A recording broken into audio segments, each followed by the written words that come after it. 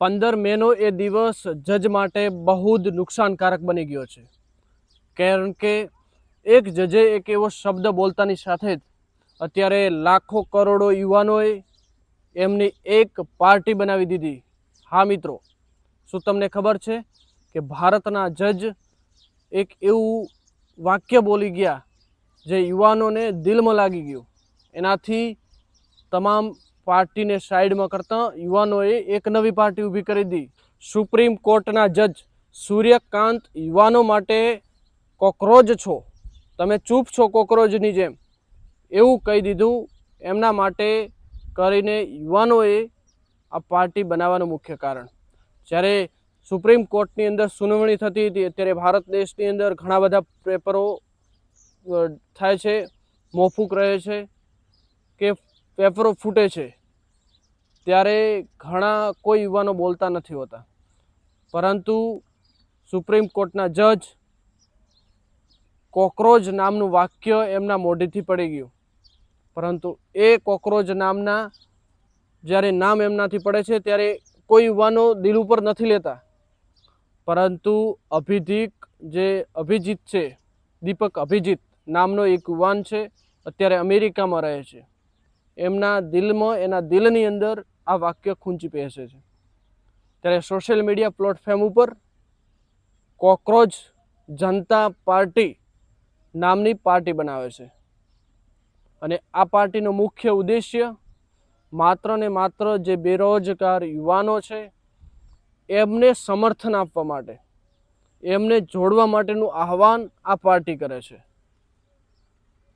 જ્યારે દેશની અંદર કેટલાય પેપરો ફૂટે છે, કેટલાય ભ્રષ્ટાચારો થાય છે, ત્યારે આ કોકરોચ નામની પાર્ટી એમનું જે સમનુખ પત્ર છે, એમણે કહ્યું છે જાહેરનામું આપીને કે અમે બચાવીશું આ દેશની અંદર જે પેપરો ફૂટી નીકળે છે એમાં અમે નહીં ફૂટવા દઈએ।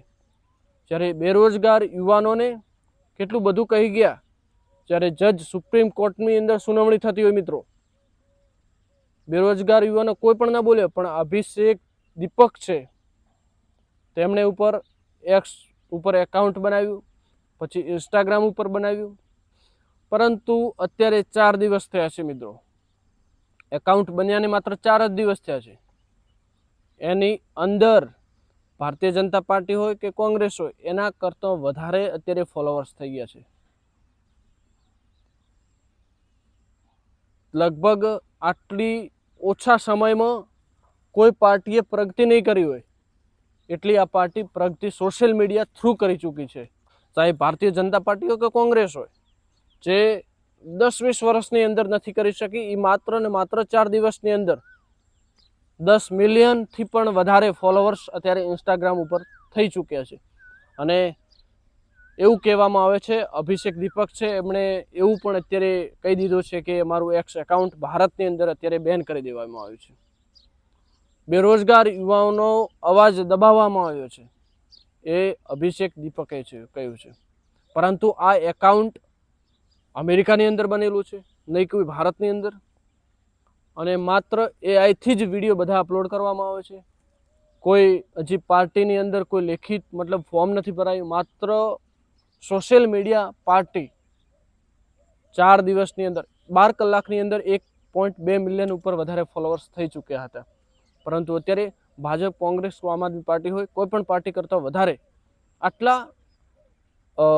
આટલી નજીક, મતલબ આટલા શોર્ટ સમયની અંદર સૌથી વધારે ફોલોવર્સ મેળવ્યા છે। મતલબ દેશની અંદર કરોડો યુવાનો છે, કરોડો બેરોજગાર મિત્રો છે, એમને સપોર્ટ કર્યો છે આ પાર્ટીને, સોશિયલ મીડિયા થ્રુ આ સપોર્ટ થયેલો છે। તમને શું લાગે છે મિત્રો, કોકરોચ પાર્ટી બનવી જોઈએ કે ન બનવી જોઈએ? તમારા પણ મંતવ્ય જણાવજો, એટલે એમને પણ ખબર પડે કે શું આ દેશની અંદર આવા યુવાનોની જાગવાની જરૂર છે કે નહીં ખરેખર, અથવા તો પછી બેરોજગાર તો છે પણ એ કોઈ અવાજ નથી ઉઠાવતા, માત્ર ને માત્ર બેસી જ રહે છે, પરંતુ કેટલાય યુવાનો થકી અત્યારે 10 મિલિયન, 11 મિલિયન આસપાસ જેટલા ફોલોવર્સ છે કોકરોચ જનતા પાર્ટીના। માત્ર એમનું નિશાન છે, જે વંદો આવે છે એ નિશાન છે, બીજું કોઈ ફેસ નહીં, માત્ર વંદાના ફેસ ઉપર જે કોકરોચ આવે છે એમના ફેસ ઉપર જ બધું પ્લેટફોર્મ ઊભું થયું। હવે આગળ જોઈએ શું થાય છે, તમારું શું કહેવાનું થાય છે મિત્રો? આ એમની જે વિગતવાર અપડેટ હતી એ મેં તમને જણાવી દીધી છે કે આવી રીતે પાર્ટી ઊભી થયેલી છે. બેરોજગાર યુવાનોની અંદર સન્મુખ પત્ર લખવામાં આવ્યું છે. અમે આપીશું, ન્યાય અપાવીશું. પરીક્ષાઓ જે લેટ થાય છે એ નહીં આપીએ, પેપર ફૂટી નીકળે છે એ નહીં ફૂટવા દઈએ, 50% મહિલાઓને અનામત આપીશું. આવા બધા સન્મુખ પત્રની અંદર લખેલા જ છે એમના. પહેલથી એમણે જાહેરનામું પાડી દીધું કે અમે આવી રીતે કરશું, આવી રીતે કરશું. પરંતુ શું આ પાર્ટીનું વિઘટન થવું જોઈએ કે સંગઠન થવું જોઈએ? તમારું શું માનવું છે એ પણ કહેતા જજો મિત્રો. એટલે જે ગુજરાતીની અંદર મેં બધું જે કેવી રીતે બન્યું છે, કેવી રીતે ઘટનાક્રમ બન્યો છે એ બધું જ બતાવી દીધું છે. અથવા તો તમે અમારા ચેનલની અંદર નવા હો તો પણ તમે સબસ્ક્રાઈબ કરતા જજો, જેનાથી તમને અવનવા વિડીયો મળતા રહેશે. અમારી ચેનલ ભરત વાવથરાજને સબસ્ક્રાઈબ કરી નાખજો, શેર કરી દેજો, જેનાથી તમને અવનવી અપડેટ મળતી રહે. જય જવાન, જય કિસાન, વંદે માતરમ. ફરીથી મળીશું એક નવા વિડીયોની અંદર.